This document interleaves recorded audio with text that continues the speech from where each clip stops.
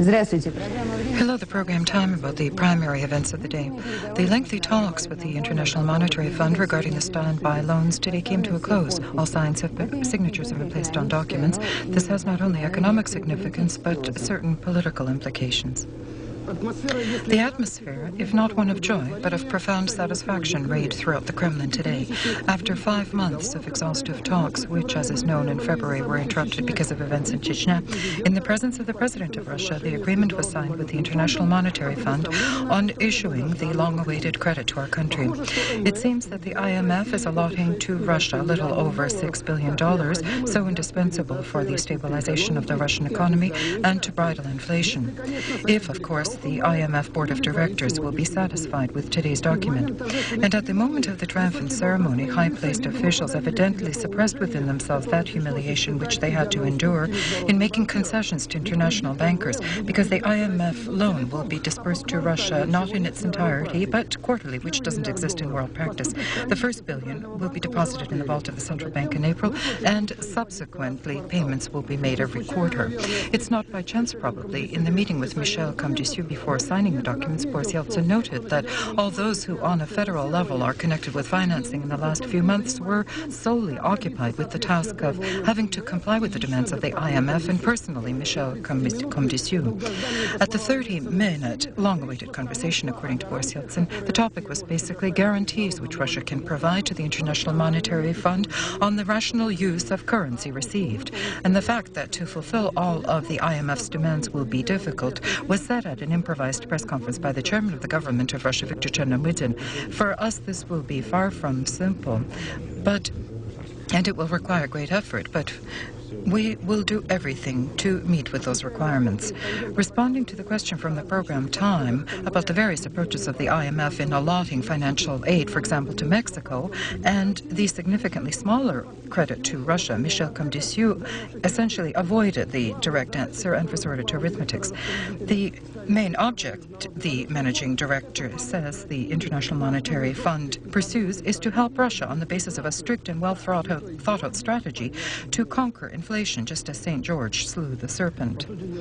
Essentially, what occurred today in the Kremlin represents an international vote of confidence for the program of Russian reforms in 1995. This is the assessment of the document signed today in the Kremlin by the first Vice Premier of Russia, Anatoly Shubets, and the Managing Director of the IMF, Michel Comdessus. The decision of the International Monetary Fund to provide Russia with a standby loan for stabilization became possible after recent decisions of the President and government to revoke privileges on foreign economic activities and the adoption of the budget for 1995 by the Duma. The money from the credit will be applied exclusively to bridle inflation, which in light of recent liberal steps is planned to be reduced to the end of the year to 3 to 4%. The guarantee that the credit won't be spent on other needs will be monitoring of the financial policy of Russia, to be conducted by an interdepartmental commission jointly with experts from the IMF. And now the Chechen topic. The Chechen topic is heard significantly less in political battles, except that the ex-president Mikhail Gorbachev, at a conference dedicated to the 10th anniversary of Perestroika, called for early democratic elections of the highest organs of power, expressing a critical attitude to the events in Chechnya, ITER-TASS reports.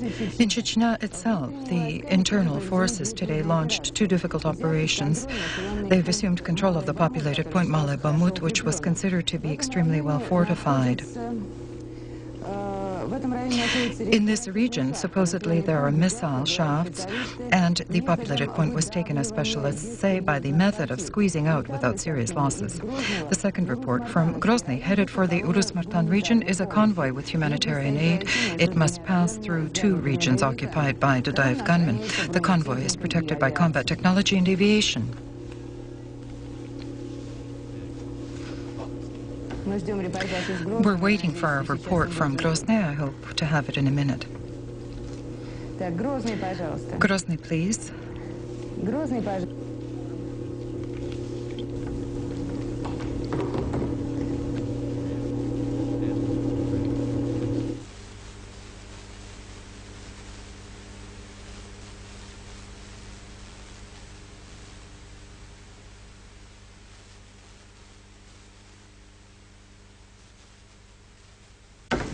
Today, in our live broadcast, we have some mishaps. We've decided to postpone the Chechen topic and tell you about events occurring there somewhat later, because the reports already from the State Duma of Russia were today important events were occurring, and they were, I must say, quite turbulent. 15,000 murderers are at large. This conclusion follows simple arithmetical calculations. 32,000 murders committed in Russia last year, and only half have been solved. These words of the speaker can be considered to be the epigraph to the morning session of the Duma. Non-confidence was expressed to the heads of law enforcement organs, who are undoubtedly supported by the president.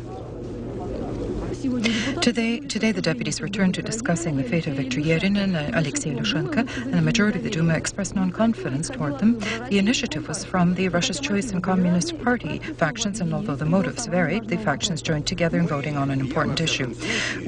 I in any case, support the dismissal of the Minister of Internal Affairs, Yerin, and the acting Prosecutor General on the basis that they have not provided for effective solving of crimes. The heads of law enforcement organs who have not achieved a breakthrough in this matter are worthy of dismissal. As long as they remain in their posts, criminals will have a sense of impunity in our country. And although we have several times voted for the dismissal of these two extremely high officials, we are still misunderstood by the president. The president has allowed them to stay on in their posts. A conflict situation arose in discussing the law on the authorized human rights commissioner. The deputies directly connect the document with the individual, Sergei Kovalov, and evidently that's why the Duma adopted the decision to decline the law, and the parliamentarians released Kovalov from his authorized post. In response, announcing resignation as chairman of the Committee of Defense was Sergei Yushchenkov. He doesn't exclude that other Russia's Choice deputies could do likewise. Much agitation was prompted at the session by the LDPR faction and its leader, Vladimir Zhirinovsky, but he got his share. Zhirinovsky was chosen as an object of his speech by Vyacheslav Marichik. At one of the press conferences, the Deputy Zhirinovsky said, "I was suffering from narcissism. Therefore, I'm not surprised, but I'm surprised at the fact that the entire world is shocked at the state of the health of Deputy Zhirinovsky. Specifically, when he was in Iraq, he put on a robe belonging to Saddam Hussein and with a frenzied smile ran about the palace. Evidently, he thought he was already the president of the Iraqi Republic, and clearly expressing obsessive ideas. In India, Deputy Zhirinovsky said that they must join the republics of Pakistan and Bangladesh to India, which also causes one to think that he is suffering from the early stages of inflammation of the frontal walls of the brain. Therefore, I submit a proposal to expedite the presentation by Mr. Ilyukhin regarding setting up a government medical commission and study the health of Zhirinovsky. If we lose the most Russian deputy, Russia will perish." Marichiv's statement was made at the morning session, and in the evening, Interfax reported that the deputy will leave the LDPR faction. While some parliamentarians are dividing, others aim for unification, and deputies from the Duma 96 group were not restricted by purely parliamentary activities, but announced their intention to create a social political movement of the same name. Now intense meetings and talks are underway. They've already spoken with Ivan Rybkin, and they plan to speak with Viktor Chernomyrdin. While the group Duma 96 is successfully passing through all the stages, it's very probable it will meet with the Russian president. But now Boris Yeltsin must resolve the recently developed situation with Yuri Lushkov because of the dismissal of the capital prosecutor and the head of the Moscow militia. The deputy Pavel Bunyich suggests that the president and mayor find a means to resolve this conflict. Reconciliation is so indispensable here, and also in the political sense. It would in many ways stabilize. At least let's remove what we've created out of nothing ourselves. At the morning session of the Duma, the question was raised about a moratorium on privatizing television radio broadcasting. It was perpetuated, but about that later. First, developments in the conflict concerning the mayor of the capital. The government of Moscow expressed concern over Yuri Lushkov's resignation intention and asked the president to abolish the decision of the federal organs releasing Pankratov and Ponomaryov. This is said in an official statement. The mayor himself said to a correspondent of Interfax that I'm sure between the President and me there is no misunderstanding, and our relations, thank God, are pure and sincere. He feels that everything happening with respect to Moscow organs of rule reflects the goal-oriented policies of structures around the President. Meanwhile, it was learned that half the investigators of the Moscow prosecutor's office submitted notices of resignation protesting the dismissal of Gennady Ponomaryov.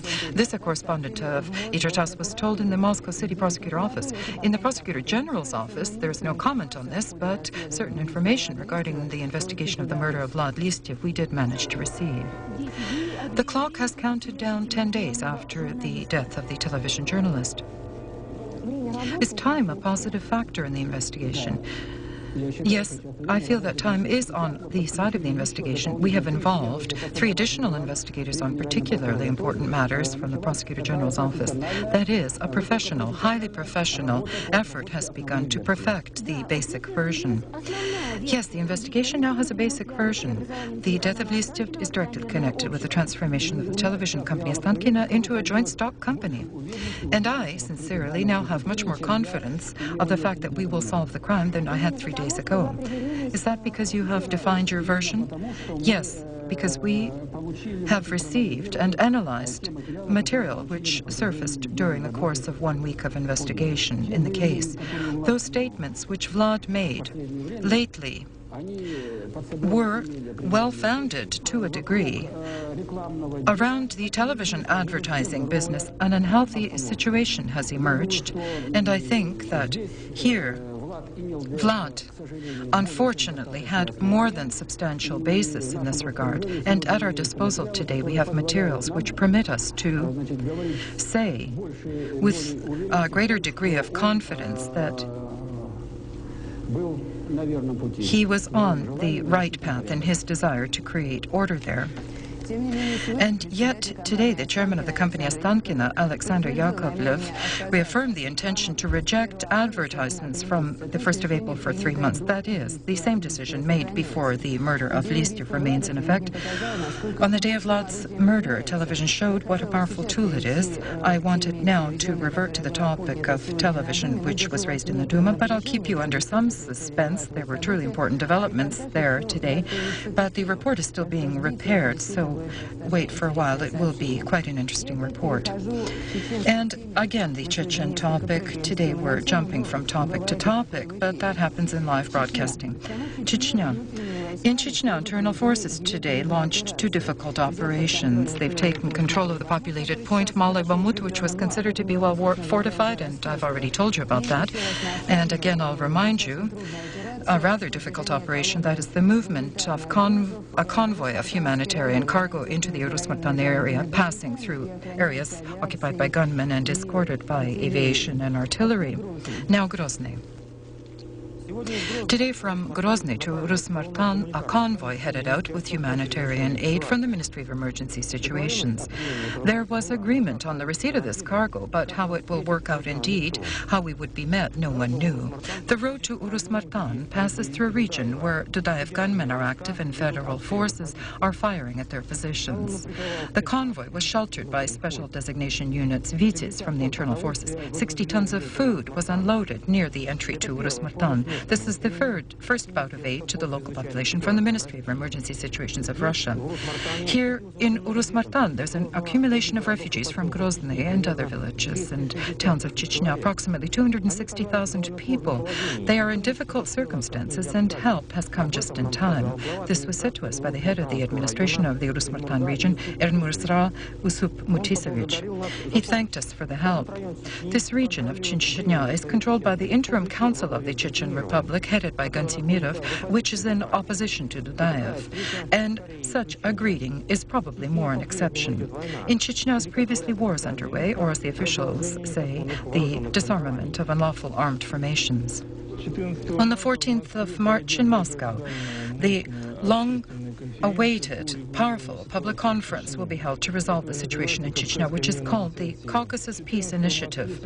On the 14th in Moscow, everyone will gather. Leaders of the largest subjects of the Federation of Russia, religious figures headed by the Patriarch, deputies will be here, and speakers of both chambers of parliament. And finally, Viktor Stepanovich Chernomyrdin has agreed to speak at this conference.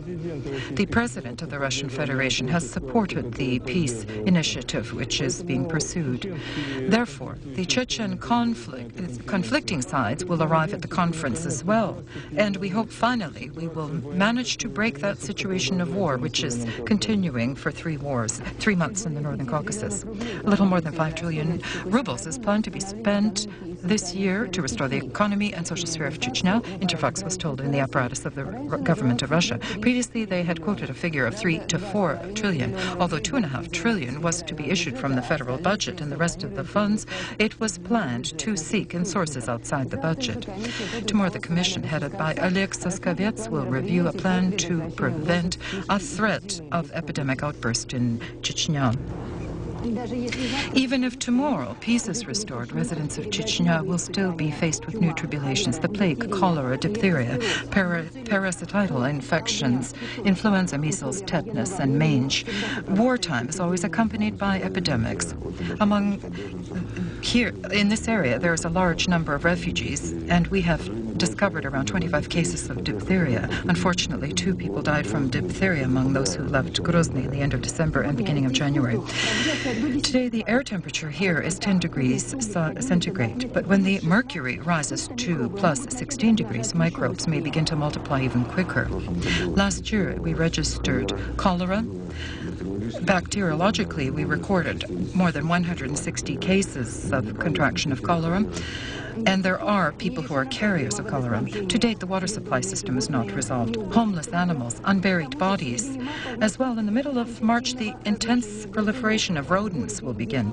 In the city, there are natural hubs of soil with malignant anthrax. On the territory of the Chechen Republic, there are 3 natural hubs of plague: the Tersko-Sunzhinsky, the Dagestani, Gorny, the Pre-Caspian, Pischany. That's 2/3 of Chechnya and includes Grozny itself. Objective number 1 is to exterminate rats, plague carriers. With the aid of the Ministry of Emergency Situations, 6,000 tons of traps and bait were brought. A sanitary anti-epidemic brigade of the Science Research Anti-Plague Institute is at work. The war in Chechnya has prompted an unusual revision of the technical structure of the army. Today, our colleagues from Voyen TV for the first time saw a new anti-aircraft missile complex. I think we'll see that as well. The main theme of the training, conducted under the leadership of the First Deputy Minister of Defense, Andrei Kokoshin, and the head of the General Staff, Mikhail Kolesnikov, is to compare the performance of the 2 latest anti-aircraft installations, PO. Such complexes you see for the first time. Although there were no missiles launched in the suburban Moscow polygon, training conditions were close to combat. The Air Force planes imitated targets and with radio-electronic obstacles intentionally tried to disturb the functioning systems of the anti-aircraft installations. The most diverse options of action was perfected against tactical and Operation Tactical missiles. The results of the training will be used in a new concept of application of anti-aircraft missile complexes to defend the airspace of Russia and its allies. Now, finally, we'll tell you about the decision of the Duma adopted on television. A moratorium evidently was adopted. It seems today, with full confidence, one may state that the pre-election campaign in Russia has begun, and it began with a vicious battle for influence over television.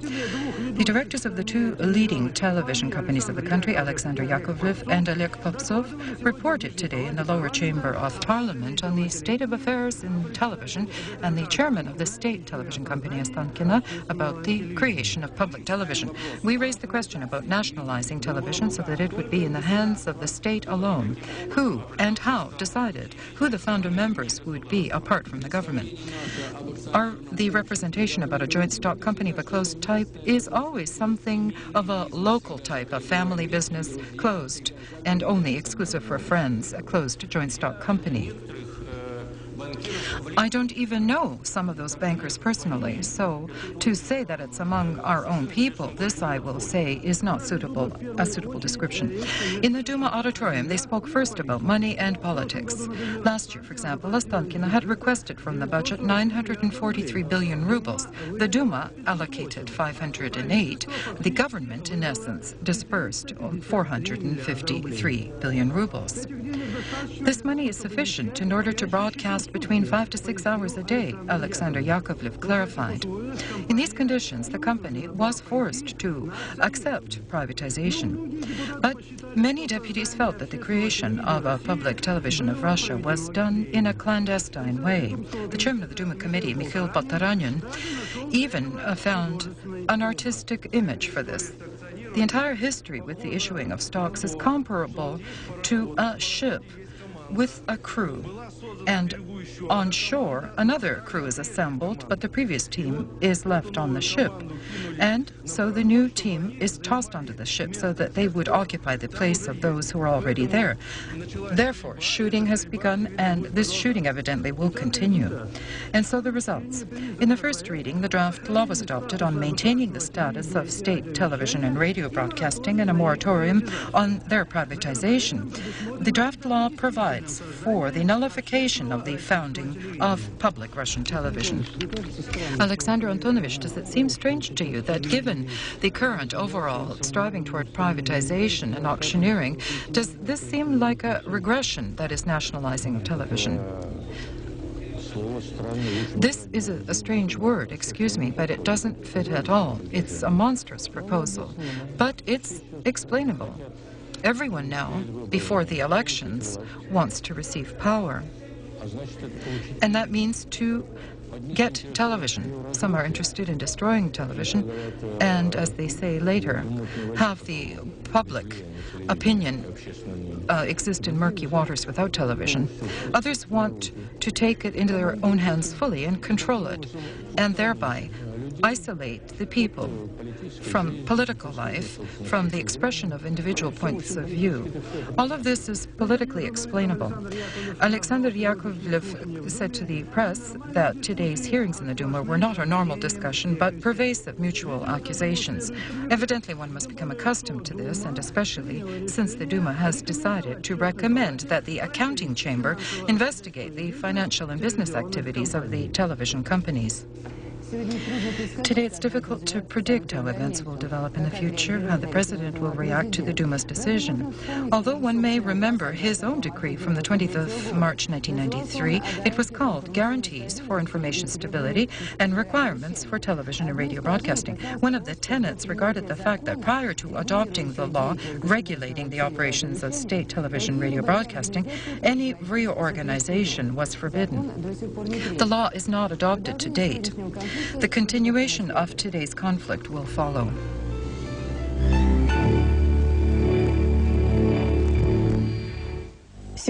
Today in Moscow, chaired by the head of the administration of the President of Russia, Sergei Filatov, the first meeting of the Conciliatory Commission was held to resolve disputes between organs of state rule in the Karachaevo-Cherkessk Republic. Since on the 4th of March, the term of the National Assembly expired for that republic, by decree of the President of the Russian Federation, it was recommended that by April 1st a law be adopted on the structures of organs of state rule and elections for the legislative organs of Karachaevo-Cherkessia. Members of the Conciliatory Commission formed a task force which plans to hold a series of consultations with representatives of local organs of rule so that by the 1st of July in the Karachaevo-Cherkessian Republic the planned elections should be held. In the economic chronicle of Russia, again the dollar is in the center of attention. Yesterday's jump of the rate, observers explained, by a decrease in activity and interventions by the central bank. Today the intervention was quite solid. The central bank was most active in trading, and yet the dollar jumped by another 33 points, and for it now they give 4,672 rubles, close to the 5,000 mark. The position of the ruble is a serious indicator of the condition of the economy. The future of economic reforms could be affected by decisions of the Constitutional Court. Today, the Duma of Russia sent an inquiry on the constitutionality of the announced second level of privatization. Although no matter what decision is adopted, this will not change the strategic line. Commercial banks usually are seen as a mechanism for the growth of funds. At the annual shareholders' meeting of the Mutishins Commercial Bank, a new direction of the bank's operations was revealed: the creation of jobs, just as within the bank system itself as well as in other spheres, and, for example, at the same Mutishinsk engineering plant. In order to give an opportunity for a qualified job for new people and as well for those already employed so that they'd have a potential for growth and to enhance their capital status. Also lucrative is financing of the sphere of services, and yet it's more complicated in investing money in state production programs because it often happens that the government doesn't repay its debt, citing lack of funds, as it occurred with the bank's investments into the military-industrial sector. Evidently, pure benevolence in our country is more lucrative than financial investments. The Mutishins Commercial Bank is aiding in restoring churches, creating theaters, and organizing marvelous concerts.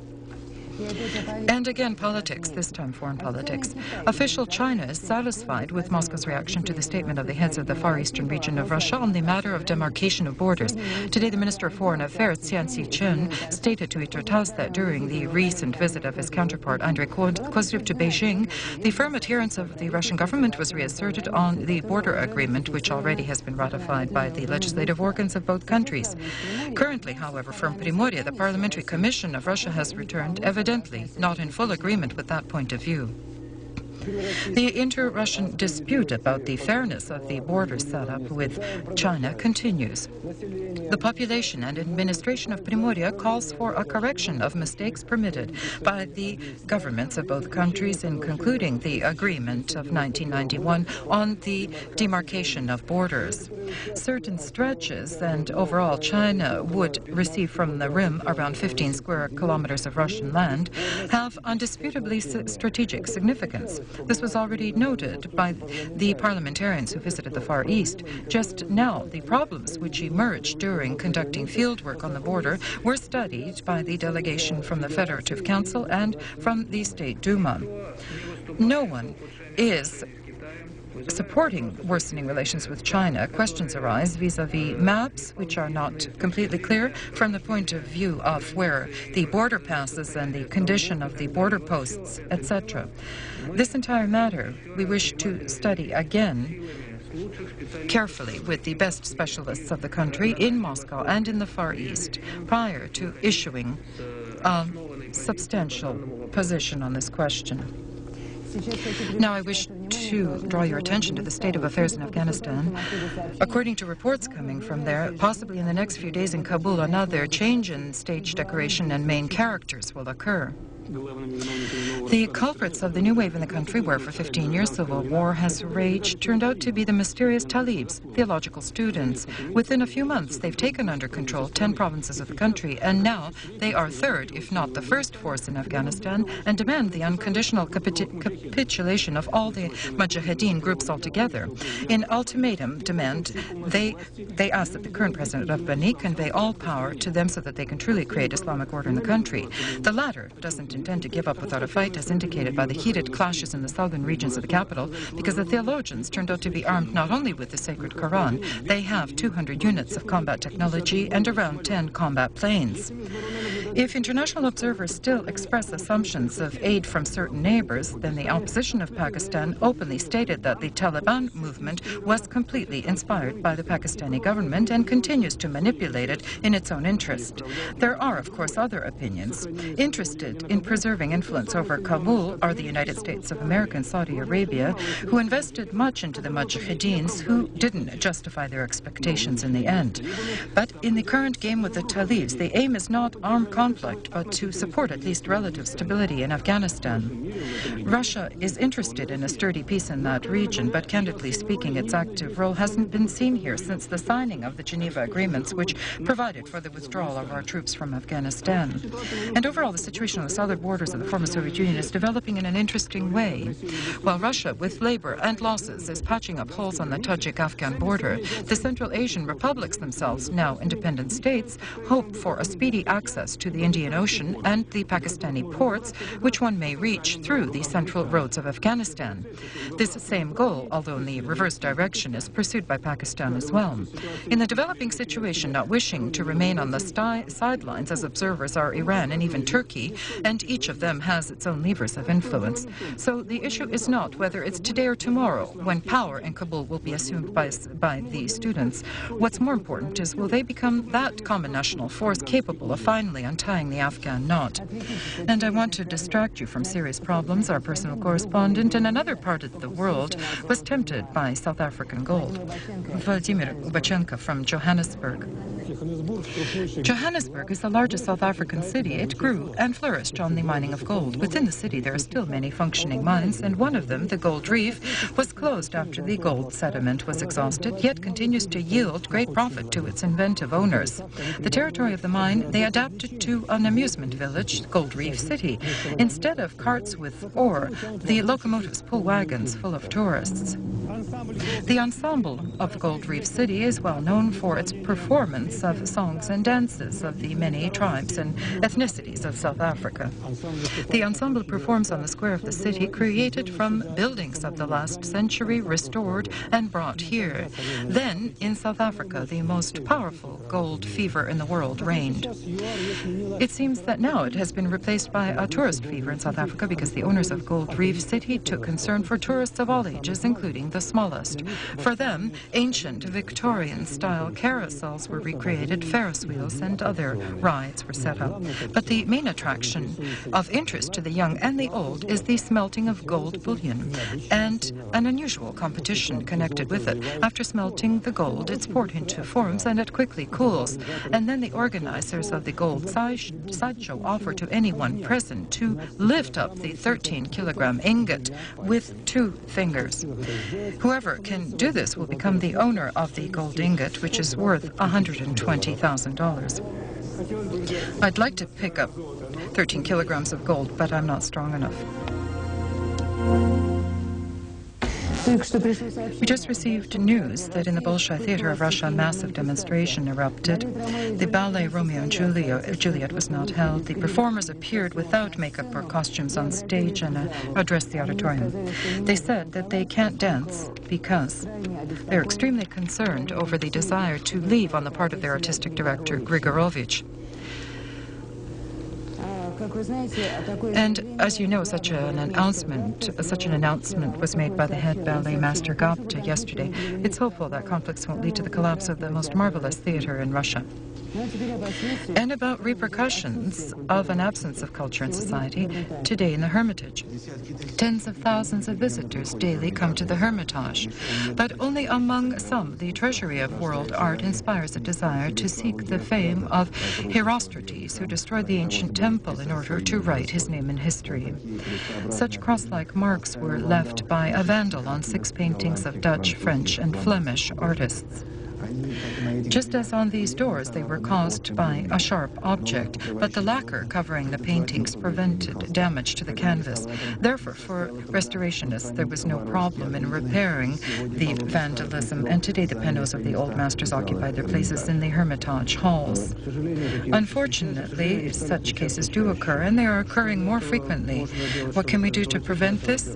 First of all, evidently, well, you must put the paintings behind glass, although it's harmful for the paintings, and we are doing it, to strengthen the barriers and install a louder alarm system. It's also important, feels the director of the Hermitage, not to blow up a sensation out of nothing, helping these same vandals to keep their names in history. Opportunists are an eternal topic. It seems they feel at an advantage during crisis. The great master Mikhail Bulgakov died this day 55 years ago. I'm a historian, the educated man added, and so what of it? This evening on the Patriarcha district there will be some interesting history. Most interesting is that here, occurring the beginning of May, when the fans of Mikhail Bulgakov gather with an abundance of fireworks with great numbers of margaritas, cats and hippopotami. Today it's calm, and the rare visitor glances into the Mini Hippopotamus Cafe. This last autumn novel of the writer was published a quarter of a century after the death of the author, although interest in his work was always unique. The careful attention of the authorities authorities then cost him many sleepless nights, life under scrutiny. These are letters which were preserved within the archives of the special services to Stalin and others. I look like a man who's climbing a soapy flagpole. And what a dismay, denunciation, informants. Polygrafovich, who, by coincidence, got the brains of a corpse, a kaleidoscope of social freaks, deformities, and absurdities seen by Bulgakov. It's interesting that officially they didn't ban a single play, but there was always an extremely vigilant official, after which they were removed. So in 1936, in the Satyr Theatre, the play Ivan Vasilievich was banned in Mkhat, Molière. By then, the majority of his works was known and translated into European languages. Today, Bulgakov is quoted. Now, his winged phrases are paradoxically contemporary, and they seem so much to suit this life of ours, which is so hellish-like Bulgakov's. I thank you for your attention. Live on the air with you was Tatiana Komarova, so you've probably understood what live on the air really means. In just a moment, Daria Chervonenko with the sports news. All the best.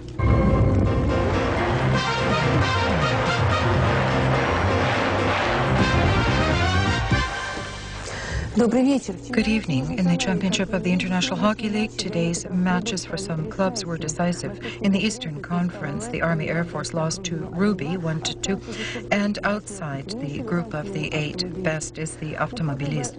The battle for the leadership in the Western Conference was persistent. The CSKA, after a series of failures, beat the Wings of the Soviets 2-1, and the Wings are now in second place. And Torpedoes from Yaroslavl beat the Pardolgava 4-2 and are in first place. And in third place, the Dynamos remain despite the defeat in Nizhny Novgorod by the Torpedoes with a score of 1-2. In Moscow, the final tournament of the preliminary rounds of the Russian men's handball championships have ended. The best of all is the CSKA, the Army, without losing a single point. Today, the Army beat Kaustik 22-21, and again are the leaders. Kaustik has 2 fewer points. The champions of the tournament will be known after the final tournament in the beginning of June in Moscow. Foreign news. Katokamsky has beat Visha Adams in the first round of the final match of contenders for the chess crown in the Professional Association version. At the World Figure Skating Championships in Birmingham, Alexei Urmanov is in 4th place, and in 9th is Ilya Kulik, and the gold medal went to the Canadian Elvis Stoyko. In the World Ski Championships in the Canadian Thunder Bay in the women's 15-kilometer distance classic race, our Larisa Lazutina won. The silver went to another Russian skier, Yelena Vyalbe.